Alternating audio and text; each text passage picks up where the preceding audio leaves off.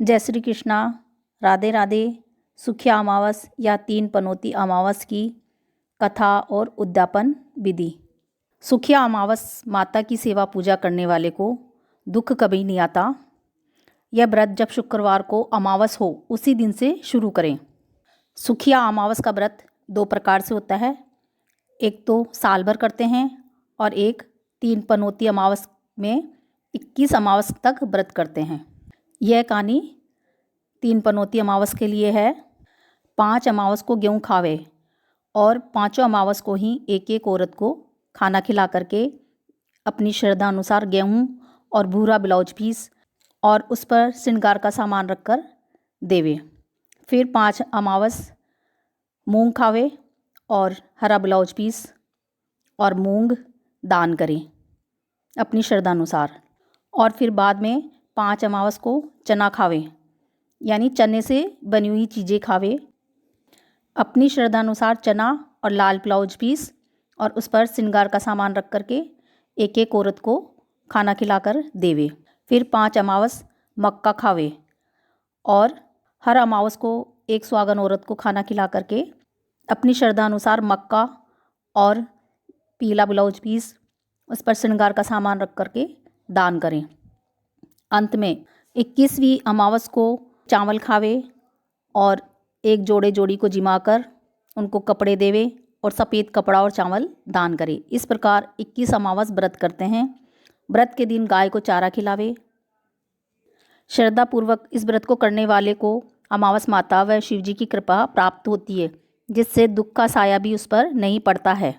सुखिया अमावस की कथा। पूर्व काल में एक नगर था। उस नगर के राजा और रानी धार्मिक और प्रजा प्रेमी थे। उसके महल के सामने नगर सेठ की हवेली थी। रानी व नगर सेठानी में मित्रता और प्रेम था। एक दिन नगर सेठ की हवेली से रोने की आवाज़ें आने लगी। रानी ने राजा से रोने का कारण पूछा। राजा ने कहा, नगर सेठ का पुत्र मर गया। इसी दुख से दुखी होकर सेठ सेठानी दोनों रो रहे हैं। रानी ने पूछा, दुख क्या होता है? राजा ने कहा, उसका पुत्र छत से गिर गया है, तुम भी गिराकर देखो, पता चल जाएगा। रानी तो भोली थी, उसने दुख देखने को सचमुच ही पुत्र को महल की छत से गिरा दिया। उसने आकर राजा को बताया तो घबरा कर राजा कुंवर को देखने भागा। देखे तो कुंवर तो गारे के ढेर पर गिरा है, उसको एक खरोंच तक नहीं आई। रानी अपने कुंवर को देखने नीचे आ रही थी कि कुंवर को सामने से आता देखा। राजा तो आश्चर्यचकित हो गया, इतने ऊपर से गिरकर भी कुंवर का बाल भी बांका नहीं हुआ। रानी ने राजा से फिर पूछा कि बताइए राजा जी, दुख क्या होता है? हाथ पकड़ कहा, बताइए ना। राजा को क्रोध आ गया। उस समय राजा के राज्य पर पड़ोसी राजा ने आक्रमण कर रखा था। राजा ने सेनापति के साथ सैनिक भेज रखे थे। राजा ने कहा, ठीक है, मैं युद्ध में जा रहा हूँ, दुश्मन के हाथों मारूंगा, तभी तुम दुख से रूबरू होना, तभी तुम्हें पता पड़ेगा कि दुख क्या होता है। राजा युद्ध में चला गया। दुश्मन मजबूत था, इसे निश्चित मृत्यु मानकर राजा युद्ध में गया था, किंतु माता अमावस और शिव भगवान की कृपा से वह युद्ध जीतकर घर आया। अब तो राजा भी विचार में पड़ गया कि रानी को दुख का एहसास दिलाने को युद्ध में गया था, वह भी जीतकर लौट आया। अब रानी को कैसे बताएं कि दुख क्या होता है?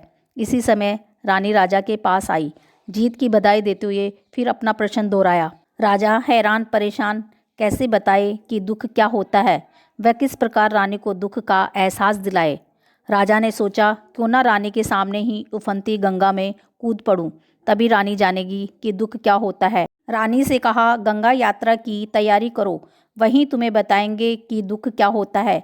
रानी ने राह खर्च के लिए सामग्री, मेवे, मिठाइयाँ, खाना इत्यादि का प्रबंध कर राजा को सूचित किया। राजा ने राह के लिए आवश्यक धन व कुछ सैनिक व नौकर लेकर यात्रा के लिए प्रस्थान कर दिया। इधर कैलाश पर्वत पर भगवान शंकर ने पार्वती से कहा कि चलो सती सुखिया अमावस्या माता की कृपा प्राप्त कर एक सुखी आत्मा के दर्शन कर आएं। तुम गाय बन जाओ और मैं नांदिया बन जाता हूँ। सो दोनों जने एक बावड़ी के पास घास चरने लगे। तभी राजा रानी की सवारी वहाँ आई। रानी ने छाया व बावड़ी देख वहीं विश्राम और जलपान के लिए ठहरने की इच्छा प्रकट की। राजा जी ने बात मान ली। जलपान के पश्चात मुंह हाथ धोने की इच्छा से राजा बावड़ी पर गया। तभी गाय बनी पार्वती ने शिवजी से पूछा, इस रानी को दुख देखना है किंतु दुख इससे दूर भागता है, इसे मिलता ही नहीं है, ऐसा क्यों? राजा ने गाय व बैल को मनुष्य की बोली में बात करते सुन लिया।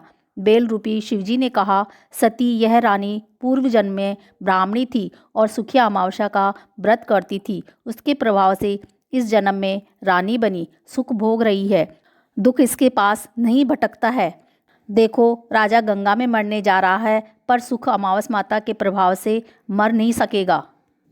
राजा ने जो ही गंगा में कूदने की कोशिश की तब सुखी अमावस ने आकर रोका। राजा जी, यह क्या करने जा रहे हो? तो राजा ने कहा कि मैं गंगा में डूबकर मरूंगा, क्योंकि मेरी रानी दुख क्या होता है जान ही नहीं पाती है। सुखी अमावस ने कहा कि राजा जी, जो मेरी उपासना करता है वो चाहे स्वयं दुख देखने की कितनी ही कोशिश कर ले, लेकिन मैं दुख को उसके पास फटकने नहीं देती। तेरी रानी ने मेरी उपासना की है, उसी का प्रताप है कि रानी दुख नहीं देख पाती। राजा लौटकर आ गया तो उसने भी गाय व बैल की सारी बात सुनकर माना कि माँ अमावस्या की कृपा से रानी दुख नहीं देखेगी। राजा लौटकर अपने नगर आ गए और संपूर्ण अपनी नगरी में जनता को यह संदेश दिया कि वे सब सुखी अमावस का व्रत करें।